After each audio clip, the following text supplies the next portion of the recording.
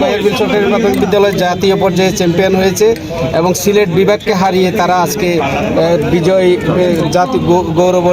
গৌরব অর্জন করে তারা স্বদেশে ফিরে যাচ্ছে, এলাকায় ফিরে যাচ্ছে। আমরা প্রতিমধ্যেই পেকুয়া উপজেলা শিক্ষক সমিতি তাদেরকে সংবর্ধনা দিচ্ছে। সামি, তোমার অনুভূতি কেমন লাগছে? জাতীয় পর্যায়ে তোমরা চ্যাম্পিয়ন, তোমরা রিয়েল হিরো, কেমন লাগছে তোমার? আমার অসংখ্য খুশি লাগছে। আমরা যাতে আগামী বছর জাতীয় স্টেমে চ্যাম্পিয়ন হতে পারি, কয়ার বিশাখা প্রাথমিক বিদ্যালয়তে জয় করে যেন আমরা চ্যাম্পিয়ন হতে পারি। তো তোমার জীবনের লক্ষ্য কি? জীবনের লক্ষ্য আমি একজন ভালো ফুটবলার হতে চাই।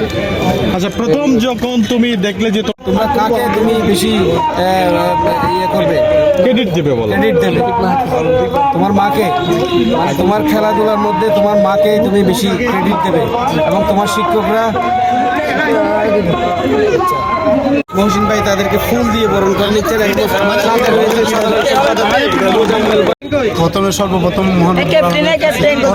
শুকরিয়া।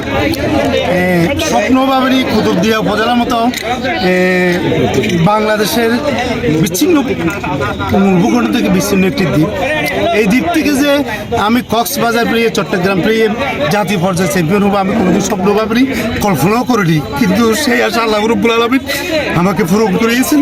সেই জন্য কুতুবদিয়াবাসী আমার স্কুল পক্ষ থেকে আজকে যে আমাদের শিক্ষক পরিবার যে শিক্ষক সমিতি আমাদেরকে যে সম্বর্ধনা দিয়েছেন, আমি তাদের আমার পক্ষ থেকে এবং আমার কুতুবদিয়াবাসীর পক্ষ থেকে আন্তরিক অভিনন্দন এবং কৃতজ্ঞতা প্রকাশ করছি। আমরা ওনার কাছে জানতে চাইবো জাতীয় পর্যায়ে যে আপনার কুতুবদিয়া উপজেলা চ্যাম্পিয়ন হয়েছে, আপনার অনুভূতিটা কেমন? আসলে অনুভূতিটা আশ্চর্য লাগতেছে, যেহেতু আমার পূর্ব অভিজ্ঞতা ছিল যে পেকুয়ার পরবর্তীতে 4বার চ্যাম্পিয়ন হয়েছে।